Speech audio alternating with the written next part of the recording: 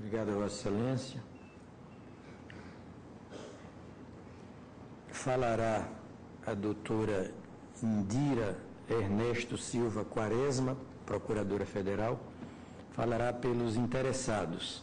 Conselho de Ensino, Pesquisa e Extensão da Universidade de Brasília, Reitor da Universidade de Brasília e Centro de Seleção e de Promoção de Eventos da Universidade de Brasília. Vossa Excelência também disporá do tempo de até 15 minutos para a sua sustentação oral.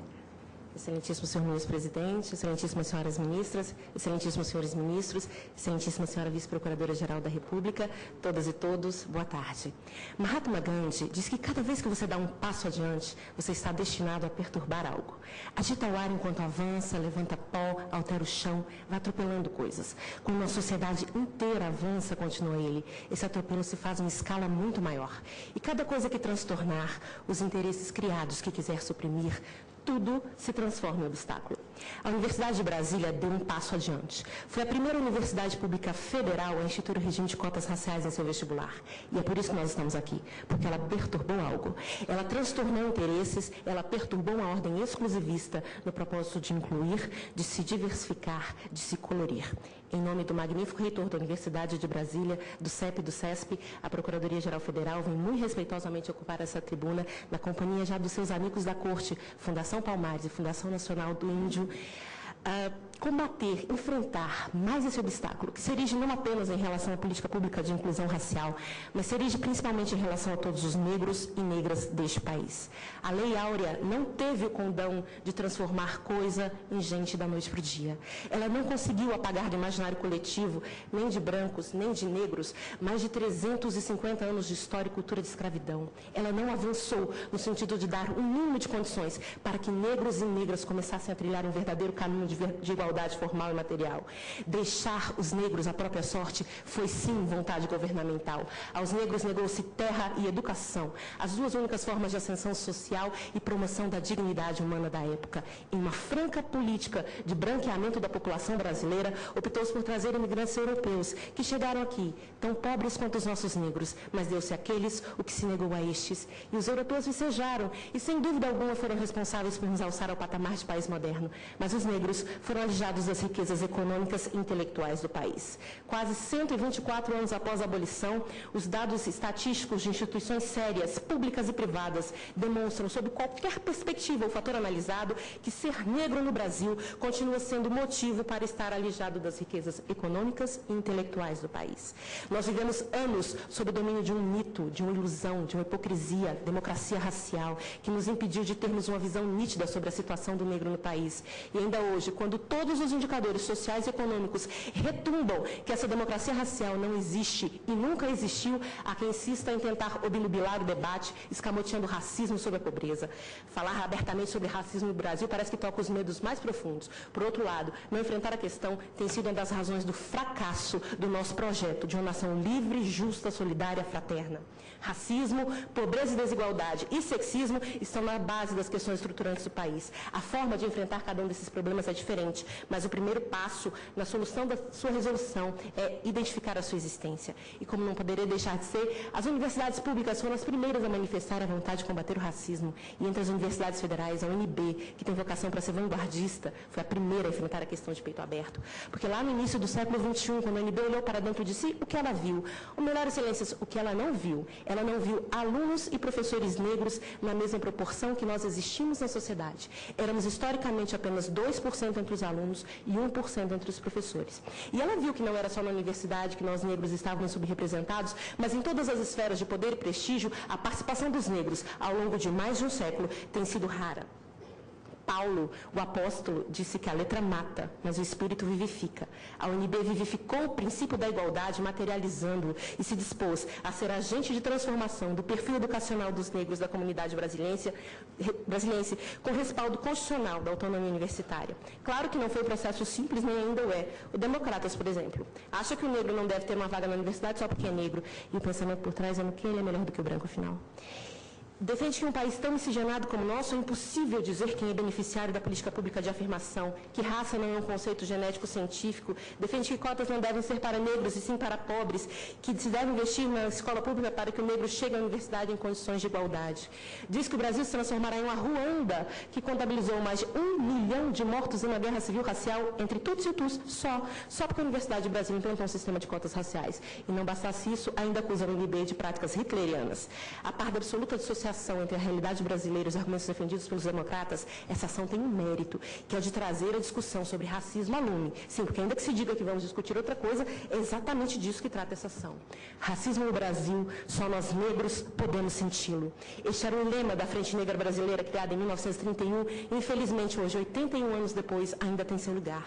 O mestre pela UNB, Damião Alves, diz que a classe média brasileira, em geral branca, sempre se achou muito tolerante e receptiva ao contato com pessoas de outras cores. A ideia de uma sociedade que não se importa com cores é normalmente defendida por pessoas de pele mais clara. A igualdade é sempre vista da perspectiva do dominante, ainda que a dominação seja complacente. Essa relação amistosa, muito bem retratada por Monteiro Lobato através das personagens Dona Benta e Tia Anastácia, dá a falsa impressão que o Brasil não é racista. E essa falsa impressão é ainda alimentada por um outro fator. O negro é o símbolo da cultura nacional. Ora, indagam muitos, se o negro é o símbolo da cultura nacional, como é que ele pode ser discriminado? Isso, na verdade, esconde as chamadas áreas duras e moles das relações raciais no Brasil. Os antropólogos dizem que nas áreas duras a cor da pessoa tem maior importância, ao passo que nas moles não. As áreas duras são trabalho, universidade e mercado matrimonial. E as áreas moles são ligadas ao domínio da cultura, do lazer e da religião. Carlos Rosenbaum diz que é na complexa inter-relação família, educação e mercado de trabalho que se define o lugar que as pessoas irão ocupar na hierarquia social. E é aqui que, para a maioria dos negros, se estruturam as suas condições de exclusão e subordinação. Racismo não se opera apenas na forma da violência, da segregação, do apartheid ou de plaquinhas Only White. A professora Rita Segato, da UNB, ensina que no Brasil o racismo é do tipo automático e refletido, naturalizado, culturalmente estabelecido e que não chega a ser reconhecido ou explicitado como atribuição de valor e ideologia, mas constitui o gargalo e o escoadouro dos alunos negros, impedindo-os de avançar no sistema educativo. As cotas, continua ela, vêm justamente denunciar e combater esse tipo de racismo, porque a sua ação é silenciosa, mas suas consequências falam alto nos números que as pesquisas recolhem e podem ser facilmente constatadas na ausência de negros em posição de prestígio na sociedade. Um argumento recorrente nessa discussão é uma suposta dificuldade de identificar quem é negro no Brasil. Somos miscigenados, sim, mas os negros no Brasil, claros ou escuros, são negros. E não consta na nossa história, no nosso inconsciente coletivo nacional, dificuldades técnicas ou comprovação científica para que uma pessoa negra e para que uma pessoa branca seja identificada como tal. Os olhares brasileiros identificam os negros em qualquer ambiente e nós somos assim reconhecidos para todas as situações reportadas em jornais, revistas, televisão, trabalhos científicos e no nosso cotidiano. Horaci Nogueira dizia que o racismo no Brasil é de marca, não é de origem. Observam-se os fenótipos, não os genótipos. Para nós brasileiros, pouco importa se há uma gota de sangue negro em um branco ou se há 70% de DNA europeu e neguinho da Beija-Flor em Daiane dos Santos. Nós não podemos achar que as ciências naturais têm supremacia sobre as ciências sociais. O fato de as ciências naturais dizerem hoje que a espécie Homo sapiens não é dividida em raças não justifica o fim das ações afirmativas. Há um porque há cerca de 70 anos atrás o discurso das ciências naturais era outro. Há outro porque o racismo é um fato da vida em sociedade, um problema insoluto das ciências sociais, e nelas há de encontrar seu fim. O que é incontroverso é que a comunidade negra brasileira precisa urgentemente de personalidades emblemáticas, se me permite usar uma expressão de Vossa Excelência, ministro Joaquim Barbosa. Há um consenso na sociologia que o negro no Brasil só experimenta ascensão social forte pelo futebol, pela música e pelo narcotráfico. Excelências, se o menino for perna de pau e a menina não tiver talento para música e ambos não forem capturados pelo canto da sereia do narcotráfico, que tipo de emprego eles terão? Eu vos respondo, do tipo braçal, do tipo de pouco desafio intelectual, do tipo de baixa remuneração. Que tipo de motivação eles terão se olham para os profissionais de sucesso, e não me refiro aqui a celebridades, e não vem quase ninguém da sua cor? O que fazer com esse sentimento? Não, sentimento não. Com esse pensamento derrotista de estudar e ser doutor não é para mim. Quando um jovem negro vence na vida pelo estudo, ele desperta nos seus pares um sentimento de se ele conseguiu, eu também posso. Isso é inspirador, isso é resgate de autoestima. autoestima. Com o diploma na mão, onde quer que esse jovem obtenha colocação, ele fará a diferença, se não outra, a diferença da sua presença. Quanto ao mérito acadêmico, o autor quer nos fazer crer que os aprovados no vestibular tradicional merecem mais os benefícios sociais que o curso superior em Universidade Federal proporciona, ou pior, que são legitimados para tais benefícios porque nasceram brancos ou em famílias de poder aquisitivo mais adequado a uma vida saudável. E quem não nasceu nessas condições merece estar onde está. No caso da clivagem racial, essa percepção é socialmente desastrosa, pois pesa sobre a população negra o estigma da incompetência construída pela ideologia racista, e a sua ausência dos bancos universitários reforça todo o sistema de segregação racial. Então eu me recordo quando Nelson Mandela disse: será que alguém realmente pensa que eles não conseguiram o que queriam porque não tinham o talento, a força ou a tolerância do comprometimento? Nós não somos só braço, só corpo, só ginga. Nós somos seres holísticos, completos, capazes de contribuir para a formação do patrimônio não só cultural, mas também científico do país. O que nós não podemos mais é sermos minados em nossa autoestima. E é isso que o racismo brasileiro faz. Ele faz nos duvidar da nossa capacidade desde pequenos. Ele derruba as crianças negras dos bancos escolares. Todos têm mérito. E o mérito dos candidatos incluídos pelo sistema de cotas obedece a novos parâmetros meritórios de conhecimento e oportunidade, não mais baseado nos valores históricos culturais de nossa formação, que é calcada no genocídio dos povos nativos, no escravismo dos povos africanos e no colonialismo. Ao contrário, a universidade, e é seu papel, deve ser contribuidora privilegiada do desenvolvimento humano, o que pressupõe olhar os indivíduos a partir da complexidade do meio, da cultura, da história e das relações econômicas circundantes. A boa índole do povo brasileiro tem dado mostras de que qualquer menção à guerra civil ocorrida em Ruanda é um desvario. A convivência entre brancos e negros no campus tem sido a mais pacífica, tolerante e respeitosa possível. O que não foi respeitoso foi comparar o sistema de cotas da UNB com práticas hitlerianas. Está indelevelmente gravado nos anais da história e na memória e nos corpos daqueles que sobreviveram ou não ao nazismo que Hitler tirou os judeus das escolas e universidades e os colocou nos campos de concentração. A UNB tira-nos, nós negros, dos campos de concentração, da exclusão e nos coloca na universidade. Eu prefiro ter como referência a história das mulheres. Ela demonstra bem o que pode vir a ser a história dos negros neste país. Eu peço que Vossas Excelências gravem em suas memórias o quadro desse julgamento. Somos tantas mulheres, advogadas, ministras, procuradoras, servidoras, trabalhando árdua e ardentemente para o desenho de uma das questões mais controvertidas do Brasil, Brasil este que hoje é presidido por uma mulher. Esse quadro, com tantas personagens femininas, seria inimaginável em 1960, mas eu vou mais além. Ele estaria incompleto há apenas 12 anos atrás, antes de a primeira mulher ter assento nessa corte, e ele ainda estaria incompleto há menos de 1 ano e meio atrás, antes de a primeira mulher assumir a presidência desse país. Algumas pessoas retrógradas podem até dizer que as mulheres tomaram o lugar dos homens. Afinal de contas, machismo é um problema que ainda nos assola. Mas o fato é que é a sociedade que tem uma capacidade ímpar de se expandir, de acomodar, de incluir. Enfim, Excelências, o sistema de cotas, ele é belo e necessário. É em boa medida reparatório, sim, para corrigir as injustiças praticadas no passado, mas é principalmente distributivo, e então ele se agiganta, pois o objetivo é melhor repartir no presente a igualdade de oportunidades para um futuro melhor para todos os brasileiros. Excelências, a UNB encerra esse momento pugnando pelo não conhecimento, pelo desprovimento da arguição e citando Ronald Dworkin, para quem, se os nossos juízes reconhecerem esse aspecto do que as nossas melhores universidades pretendem fazer, bem como a sua necessidade acadêmica de diversidade educacional, eles terão servido especialmente bem.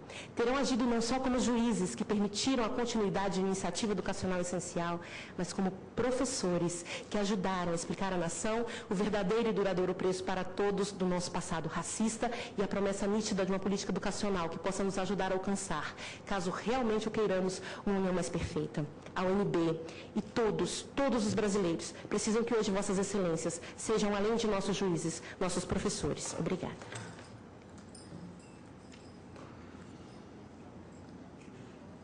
Pela Advocacia Geral da União, falará Sua Excelência o ministro Luiz Inácio Lucena Adams, advogado-geral da União.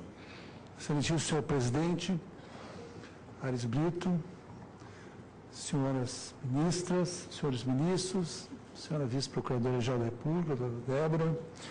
Senhor presidente, primeiro eu gostaria de registrar as homenagens da AGU à sua presidência, que inicia nessa primeira sessão, e lhe dizer que a AGU tem um enorme prazer de, assim como com as presidências que o antecederam, em colaborar e atuar em favor desse tribunal e de sua função primordial, aceitando o pleito do pacto que o senhor fez na sua posse, de defender a Constituição Federal Brasileira.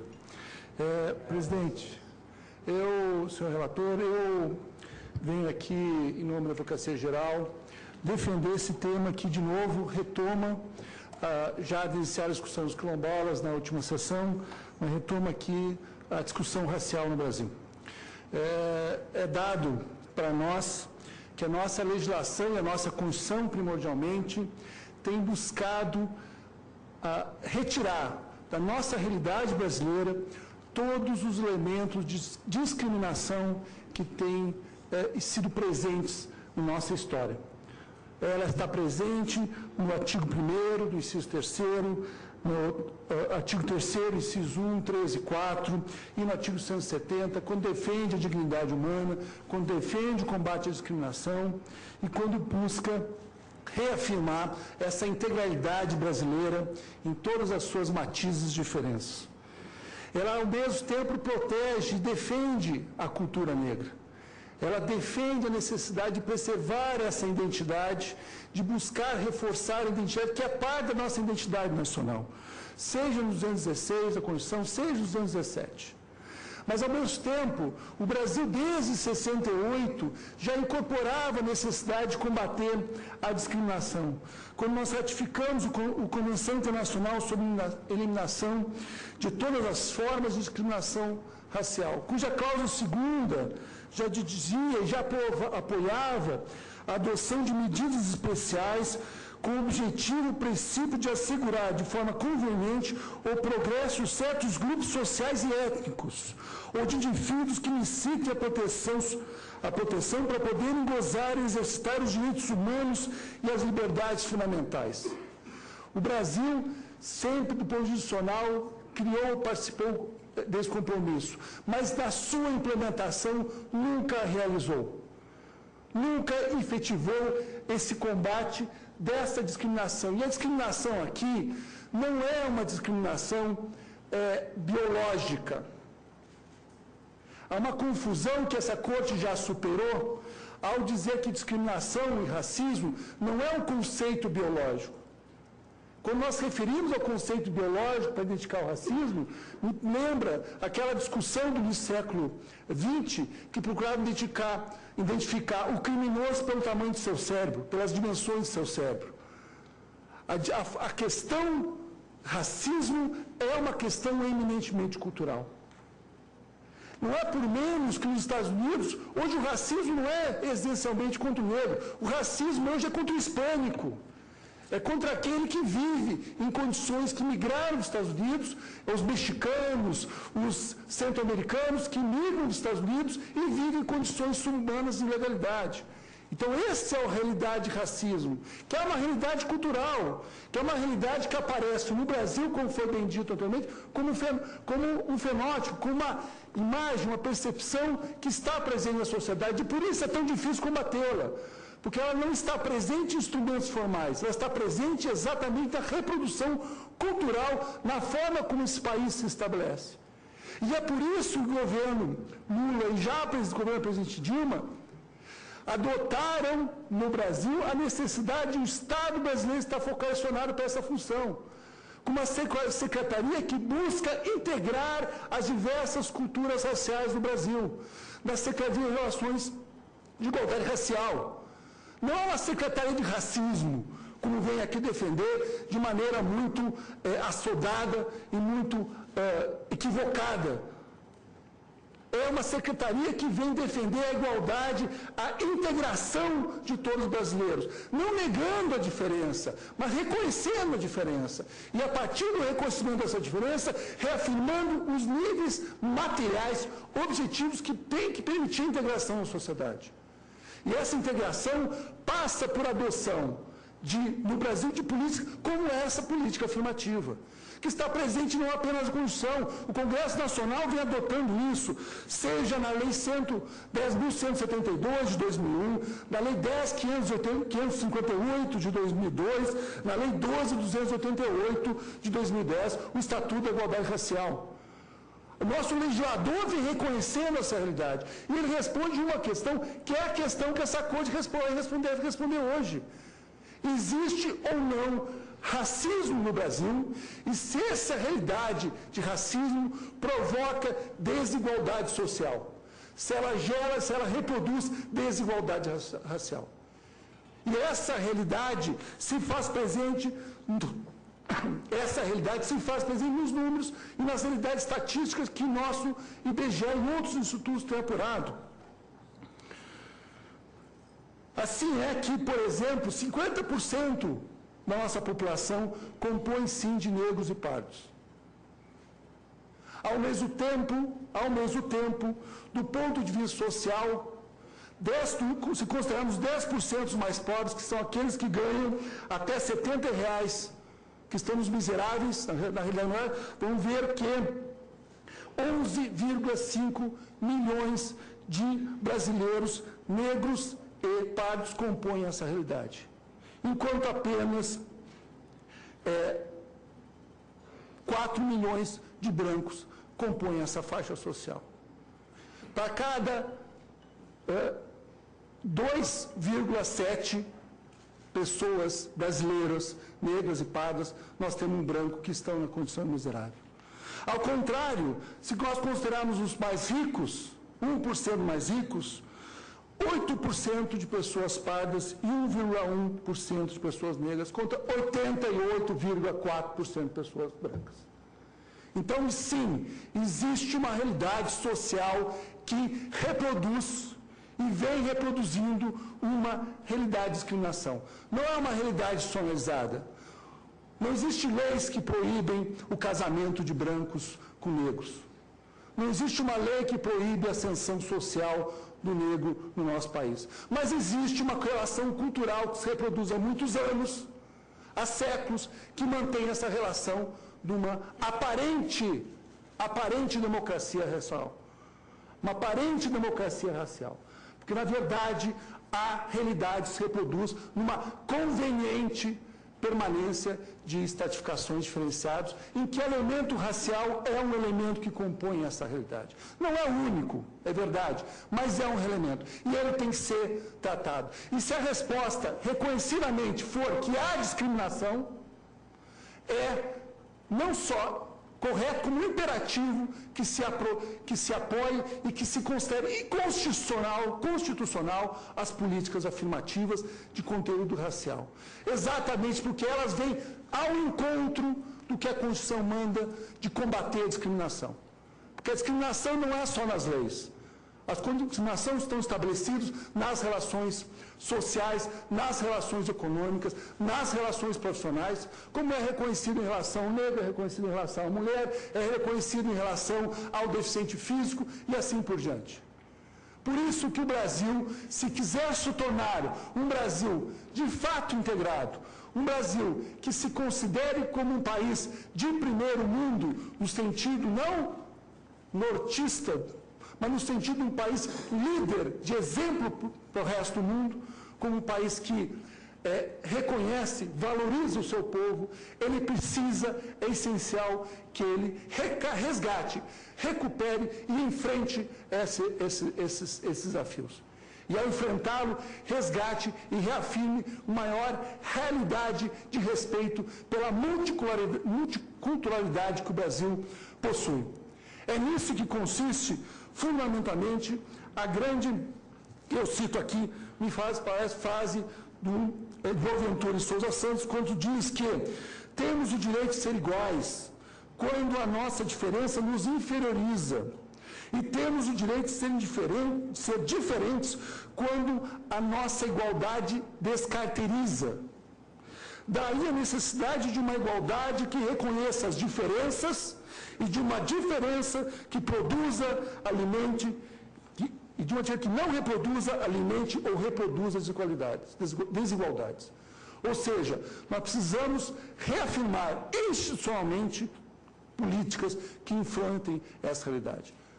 Não uma suposta pacificação que corresponde àquele carvão que está coberto cinza, que ninguém vê que está aceso, que todos acham que está apagado, mas que permanece queimando.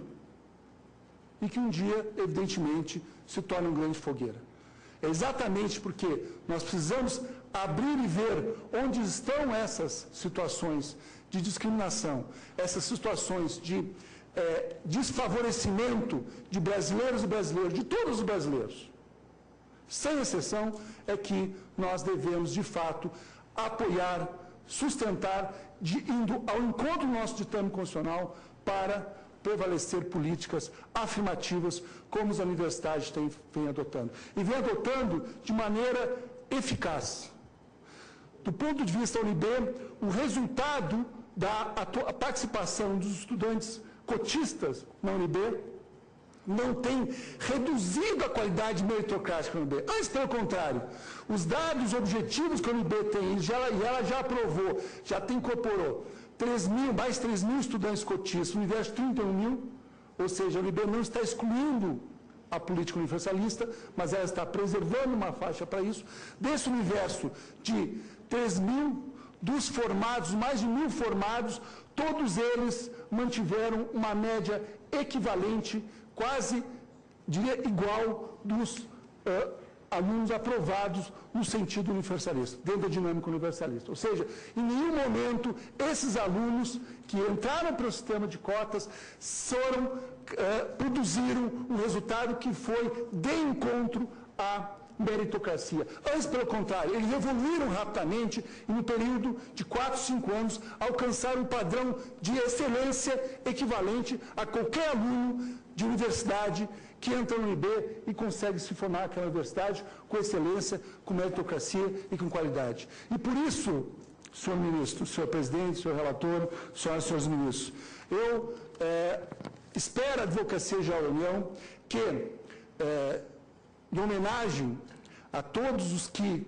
lutam contra a discriminação, e particularmente faço homenagem na pessoa da ministra Luísa Barros, aqui presente, que chefia a Secretaria da Igualdade Racial, que essa Corte venha a declarar improcedente,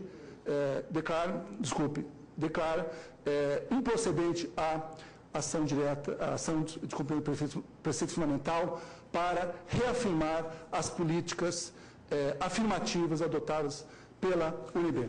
Muito obrigado. Obrigado, Vossa Excelência.